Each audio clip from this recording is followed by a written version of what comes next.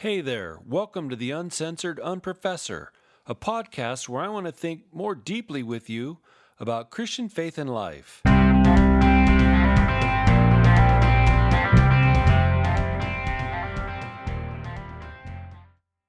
Hey, you believers, you non-believers, you unaffiliated believers, you sort of believers, and even you think I'm a believers. Welcome to the Uncensored Unprofessor. I'm your host, Dr. Ed Rybarczyk. It's been cold here in Boise lately. It's already down into the 20s at night, and we may even have snow here this weekend. And I find myself wearing a sweatshirt and sometimes a hat of some kind, even inside the house, to cover up my bald dome. Anyway, I hope this episode finds you healthy today. Last episode, I was broaching the topic of reason versus faith. There's a now long supposition everywhere that reason towers above faith. Reason is for mature people. Faith is for simpletons. Reason is for deep folks, skeptics, those unwilling to trust without verifiable evidence, while faith is for simps, the gullible, the ignorant, and those who are willing to be manipulated by the gaff hook of religious leaders. To help understand how Western society arrived to the station of profound and now all-encumbering skepticism, I previously noted some of the philosophy of René DésCartes, a 17th century mathematician, philosopher, Catholic. He loved God and believed that he had come up with a way to prove God's existence. And his thinking went like this: we have a mind only because there's a perfect mind that existed before our mind and which created our finite minds. Today, I want to dig still more deeply into Cartesian philosophy so you might understand why you or your friends or your family, and certainly most of the media, is deeply characterized by skepticism concerning religious faith claims. To explain the effects of Cartesian thought, I want you to know that I'm following one of my favorite Christian thinkers. His name was Leslie Newbigin, and he wrote a dandy little book called Proper Confidence. Now, Newbigin, who died in 1998, is one of my own intellectual heroes. And just so you know, for about 38 years, he was a Church of Scotland missionary to India. And that latter fact is significant to me because Newbigin had to understand India's profoundly polytheistic society in order to present Christ to that society. Living in the middle of a sprawling religious pluralism, and the Indian continent and its polytheism and animism are rampant, having lived in that kind of pluralism equipped Newbigin so that when he returned to the United Kingdom, he was able to think with and for Westerners. Newbigin had returned to the Western world and was amazed to see how swiftly that it itself had become pluralized. So he spent the last couple decades of his life writing and lecturing on how to live faithfully for Christ in a worldview that had become both religiously plural and pronouncedly post-Christian. And I'm sharing with you that kind of detail so you'll understand why I trust Newbigin. And for today's episode, Newbigin's interpretation of Descartes. And just so you know, all of that is my clunky way of trying to practice disclosure. And I will just confess to you that I'm not bright enough to have come up with the kind of assessment that Newbigin made on my own. So, by making doubt his ground for certainty, Descartes had the following effects on how the Western world does reality. First, Descartes split apart the mind and reality. And this is how the logic works. If the mind doubts, and because it doubts, we know that it is certainly existing. If the mind doubts, it is viewed as superior to the body and to the rest of reality, right? Because it's the mind that truly knows and truly doubts. It's not the body that's doing that. So we may not know whether the rest of reality exists, at least not at first, but because doubt sure as fire exists in our mind, the mind then is superior to all other reality. It's the mind that's doing reality. And for Descartes, it was almost as though the mind exists independently from the rest of reality. And just as a quick rabbit trail, you and I could explore how this mirrored Plato's own dualistic constructions, but suffice it to say here that Cartesian thought rings deeply with the notion that the mind truly exists. And I don't think we have to work very hard to see how this mind-reality duality affects the way even Christians do life, right? Think of the early 20th century developments of Mary Baker Eddy's Christian Science religion, or Christian theosophy on the East Coast, or a bit later into the 20th century, the rise of the positive confession movement. Most people think of the positive confession movement as having been started by E.W. Kenyon and later by Hagen and Copeland. And those movements, that movement teaches that if you just believe it, it will happen, or one needs to believe before it can happen. And why would they take such a position? Because, so the belief goes, the mind is superior. Mind shapes and controls reality. Now, I'm thinking with you, do our minds shape and control reality? In significant ways, yes, but in significant ways, no. And sorry to detract even further here just for a minute, but this is how my own crazy mind works. With just that little bit of explanation of Cartesian philosophy and its effects upon Christianity, isn't it interesting that no part of the church talks about inviting Jesus into your mind?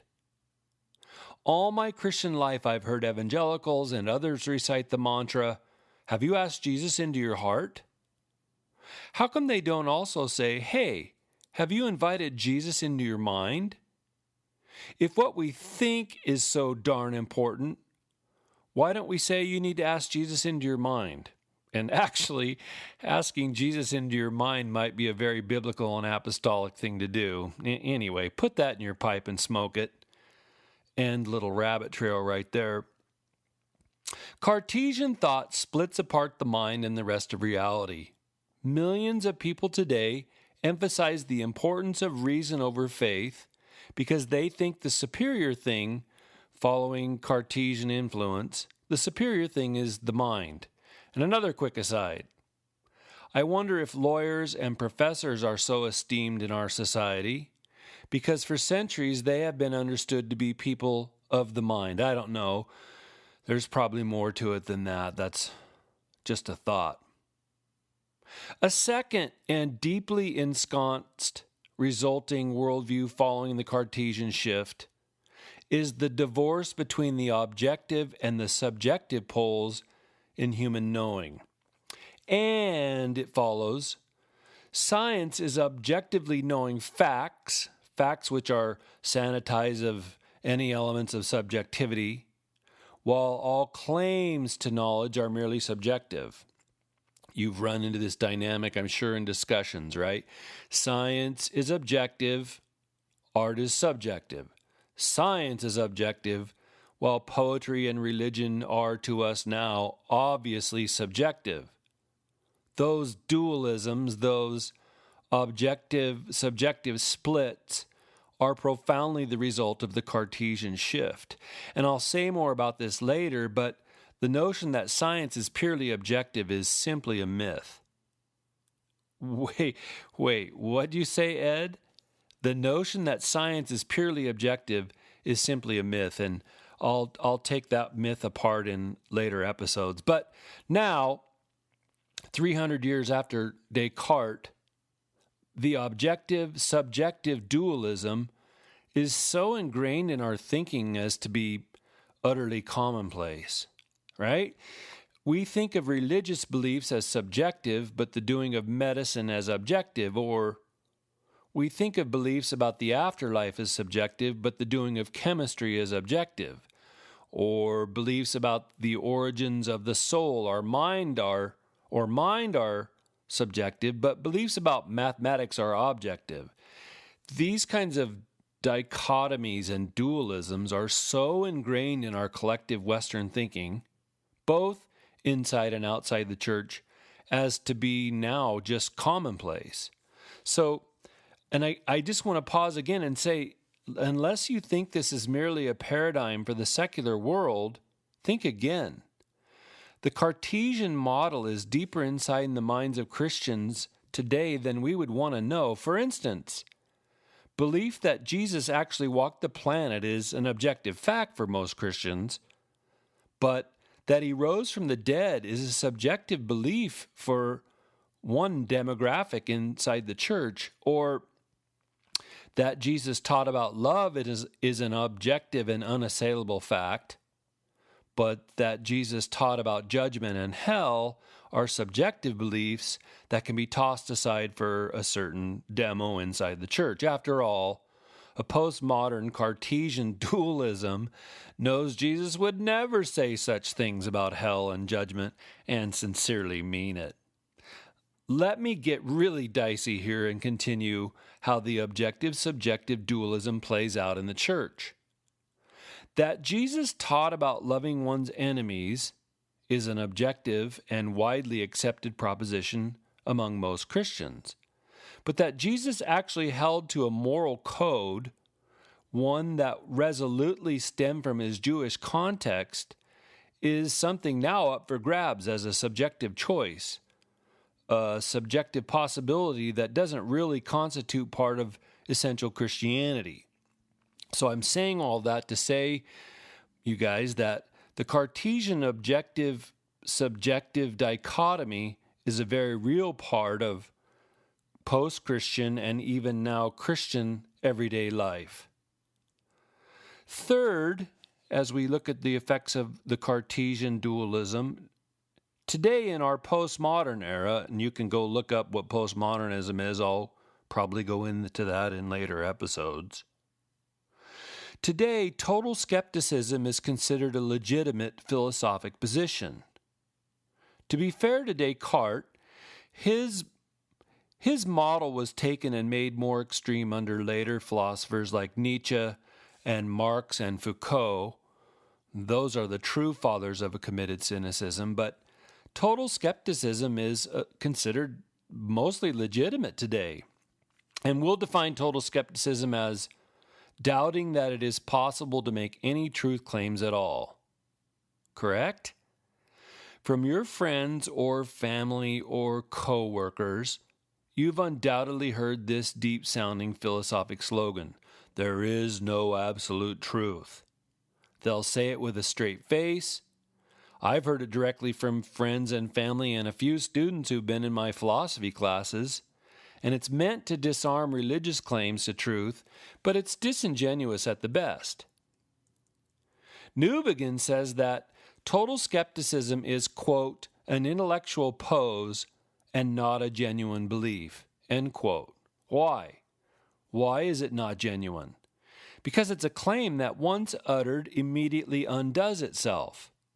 To say there are no truth claims whatsoever is itself a truth claim, or to utter that very claim's kissing cousin statement. College students used to love to say this one to me. Everything is socially constructed. That is an equally vapid statement because so is the very statement, everything is socially constructed. Total skepticism, taken so seriously and taken as a sign of deep wisdom today, is quite simply silliness. It's silliness dressed up in a humanity professor's tweed sweater, but it is silliness all the same. No one there lives their life based on total skepticism, no matter what they say. They all believe the toilet will flush when they pull the lever. They all believe that gravity is a true scientific law, right? So DesCartes left us with quite the legacy. And to be fair to him, what happened with his thought is not a one-for-one with what he intended. He didn't mean to cut us all off at the philosophic knees. But this is one of the interesting features of history.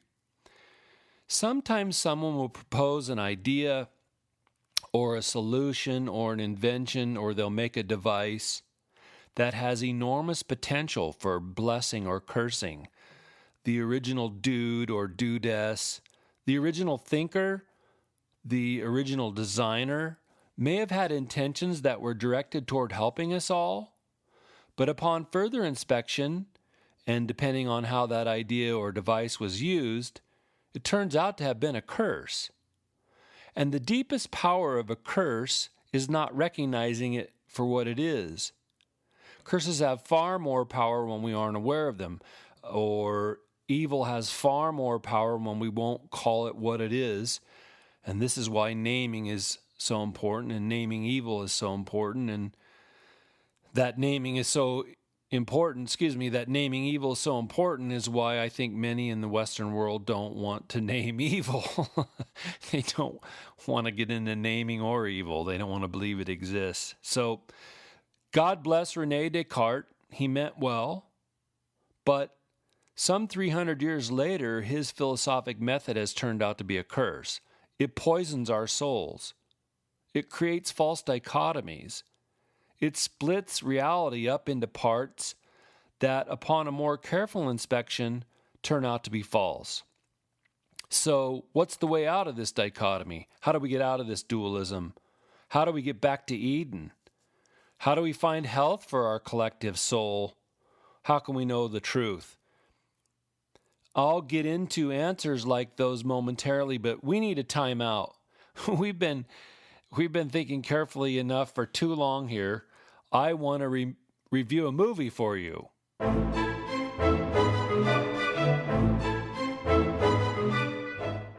American Made. American Made is a movie starring Tom Cruise. It's a film that tells half of the story of the Iran-Contra fiasco of the 1980s under President Reagan. The half of the story that it tells involves the Nicaraguan Contra angle, and that is how the CIA and the White House sold guns and ran drugs, and chiefly in the movie that drug was cocaine, to help support the Sandinistas in Nicaragua, freedom fighters who were sort of fighting against communists. Tom Cruise plays Barry Seal, a skilled TWA pilot who gets recruited by the CIA to fly guns into Latin America at first, and then eventually they have him flying soldiers out of Central America. And along the way, the not then yet well-formed Medellin drug cartel gets involved and forces Barry, Tom Cruise's character, to ship cocaine from them from Colombia to Louisiana. Now, Barry is a winsome opportunist, and he takes advantage of the situation that he's rather forced into, but he begins laundering more money than he can even track. And eventually, per the actual history upon which the movie's based, the whole propped-up facade comes tumbling down upon Barry, different government operatives, and even the White House. And the movie weaves in bits and bobs of humor, together with some tense moments, some of them even explosively packed, to show how the whole fiasco, as I earlier put it, was simply a disaster. It's a disaster where nobody loses. Well, sort of. Honestly, the film felt mostly like an opportunity to watch Tom Cruise having fun making a movie that was fun to make. It's a movie that pokes the U.S. government in the eye, and I'm not even arguing that the U.S. government didn't deserve to be poked in the eye. It's just that there was little character development, little philosophical or existential unpacking, little moralizing to be drawn from the film. And my favorite movies always have some character transformation or tragedy or some philosophic embodiment or some lesson to be learned. something that has me thinking for the next several days afterwards. The best movies for me, like True Beauty, are memorable. In a typically postmodern way, the film doesn't offer us much of a conclusion to be drawn other than that, wow, Tom Cruise sure seemed to have fun being cast in this movie. And I'm hoping that these postmodern movie endings are nearing the end of their season. Maybe theater attendance has been so low this year because people are exhausted with endings that are sort of not endings. And then at the very end of the movie, there was a kind of played scene. I think they did it so that Tom Cruise might have some shot at winning an Oscar, something he's not yet accomplished, but I won't spoil the ending for you here. Was the movie entertaining? Yeah. Was it Oscar award deserving? Not even. Were there any great themes to be drawn from this movie? Yeah. Don't illegally ship guns and drugs. Is it good for a later rental? Yeah, maybe. On the Rybarczykian rating system of 13 Stations of the Cross, and if you've ever been in a typical Catholic church, you know there are 14 Stations of the Cross, and 14 is exclusively reserved for Jesus. Only Jesus is high and lifted up. On that rating system, American Made gets 9 out of 13.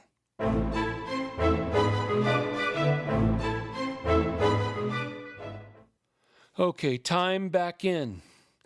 Thank you, Professor DesCartes, for your philosophic contribution. You did help to further the scientific revolution. We all benefit from science and technology. We're all blessed by that. But the premise of Descartes' position is fundamentally flawed. In both my theology and philosophy classes, I taught my students to go after the premise. The premise almost always charts a path that the entire rest of the position or argument will follow. The whole argument might be tight or convincing or coherent, but that's only if one accepts the argument's premise. But you gotta know the premise. And René's premise is that we can be utterly certain of our doubt. For him, doubt is the grounding point. Doubt is certain. We certainly doubt. Now, if he was on the Gong Show, we would gong him. Descartes and all those who follow in his wake fail to recognize that we can only doubt based on the certitude of other knowledge. Newbegin wrote, quote, "If one doubts everything, one learns nothing. One does not learn anything except by believing something," end quote. Or in another place, Newbegin added, quote, "Rational doubt always rests on faith and not vice versa," end quote.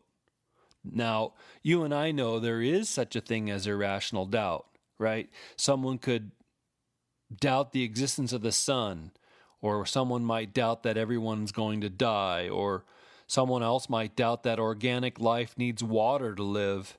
There are irrational doubts, but they are only irrational when seen from the perspective of some other faith system. One had to learn and believe with the rest of the humanities. One had to learn and believe with the rest of humanity that the sun rises every morning, that one can feel the sun's heat on the back of one's neck. But once we learn that and believe that, then a whole series of other beliefs become irrational.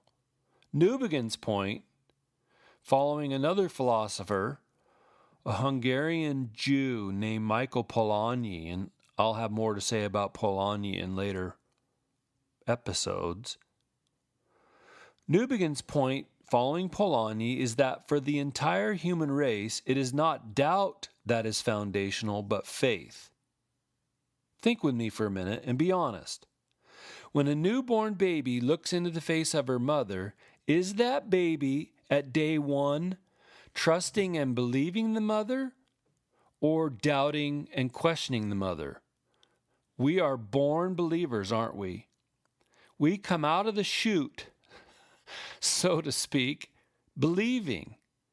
It's only over time, following sufficient wounding and pain and college degrees, that we learn to doubt. The beauty of human beginnings, all good and beautiful beginnings of every kind, is grounded and characterized by faith and trust, not doubt. This is so significant, so foundational, so indefinably beautiful that I should be shouting all of this into your earbuds. The most charming, the most endearing, the most meaningful things in life are qualified and characterized by trust and faith, not skepticism and doubt, right? Our very best relationships, they're grounded in trust. Our very favorite topics at school, they're built on the trust we shared with our teacher. Our own personal favorite activities, those are built on the foundation of trusting those with whom we share that activity. Well, I'm getting a little bit too poetic, too fast, so let's go back to basics for a second. The Cartesian charge goes like this: science is built on nothing but reason, and religion is built on nothing but faith. But the truth is that all knowledge is built on faith. Think with me for a minute. Here's an example. To learn the discipline of auto mechanics, the young shop attendant has to accept on faith the instruction of the seasoned journeyman. If the journeyman says, "Look at this engine, that's a carburetor," and if the student said, "No, it's not," there would be no way for the lesson to go forward. Unless the student trusts the wisdom and training of the veteran mechanic, the learning is going to be over. The student must trust the veteran. Or to make another example, a couple of years ago, I took beginning guitar lessons. Today, if people ask me, "Ed, do you play the guitar?" I usually answer, "I'm playing at the guitar." I have begun to realize how much practice and skill it takes to get really good at guitar playing. But if my teacher Michael had said to me, "Okay, now, Ed, the guitar strings are from top to bottom as follows: E, A, D, G, B, E." You can memorize it by going, "Elephants and donkeys grow big ears." But if I said to my teacher Michael, "Yeah, but I want the strings to be Q, R, S, T, U, V," the guitar lesson would stop at a sudden impasse. If we began to argue about it, he might eventually say, "Who do you think you are to change the entire history of guitar playing? You're never going to be able to play music if you insist that the strings are whatever names you want them to be." So our knowledge and the grounding of it is so basic that I'm going to run the risk of belaboring the point here. All of life is based on faith. Now, it isn't all based on blind faith, but it is based on faith. And faith is simply trust. And there's simply no way to move forward if we don't trust the experience or the wisdom, practice, or training and guidance of those who are trying to teach us. And I want to make one final analogy here, and it's an analogy that drives into the very heart of the matter before us today, and that concerns science. We're taught that science is all based on reason, right? Well, sort of. It means definitely to be reasonable, but there is way more at work in all of the scientific disciplines than simple reason. Like everything else in life, science begins with faith and trust. If the chemistry student refuses to accept the tradition of how the chemical components are named and understood, the chemistry student will never be able to proceed with her chemistry proficiency. She has to accept both the truths taught to her by her teacher, as well as trust the entire discipline of chemistry if she's going to go on learning and practicing and growing inside that discipline. One of my own nieces works for a pharmaceutical company in Portland, Oregon.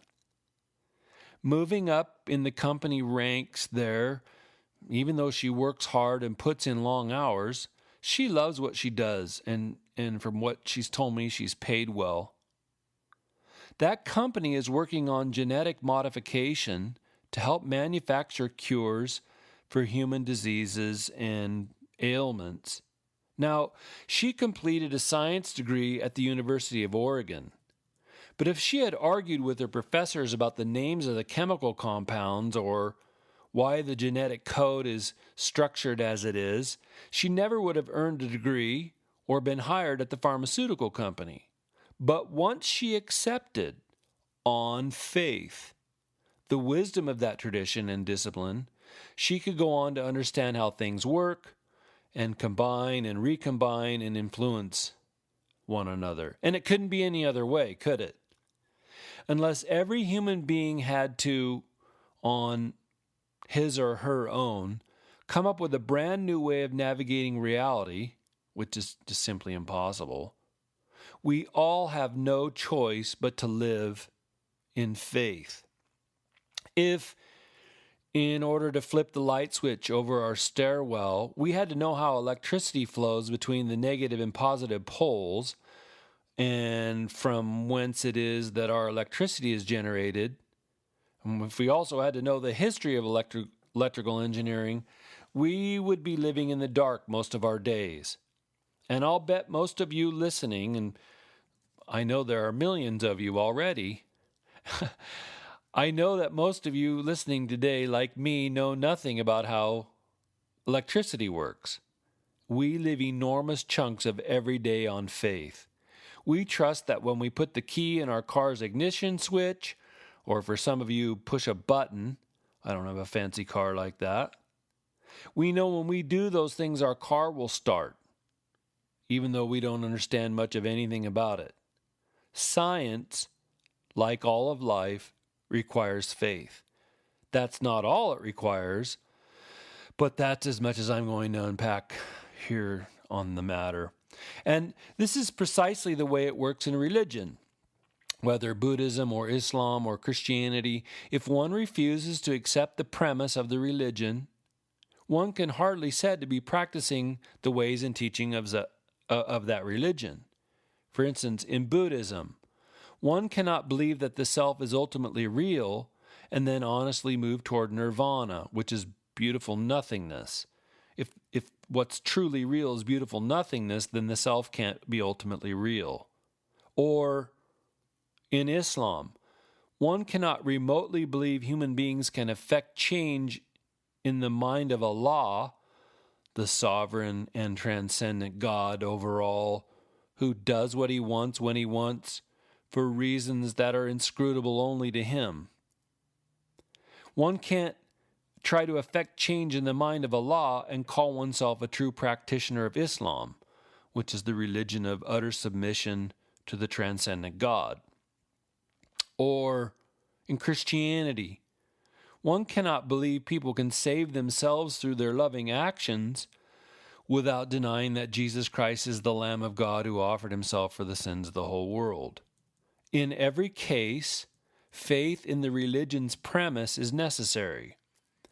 Buddhists would laugh at somebody who said they were Buddhist, but who believed the self will live on as a self for all of eternity. Or Muslims would find arrogant someone who not only said that they know the mind of Allah, but that through their relationship with Allah, they could move Allah to change, and that's just not how Muslims talk about their religion. Or mature Christians speak of the religion as a relationship, not because they want to come across as hip and trendy, but because they know that in the core of God's essence, he is person. God is person who spoke to humanity as person, or person who gulp, oh my goodness, became a human person. Again, the premise must be accepted, or else one is simply being insincere, or worse, just a dork in the practice of that religion. Oh my goodness. Man, how time flies. Here we are thinking together, and suddenly we look at our phone, right? Because who wears a watch anymore? And we realize it's time to stop.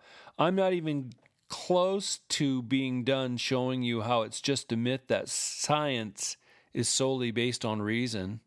We'll do that in future episodes. But for now, thank you so much for listening. Thank you even more for thinking carefully for a few moments of your day with me.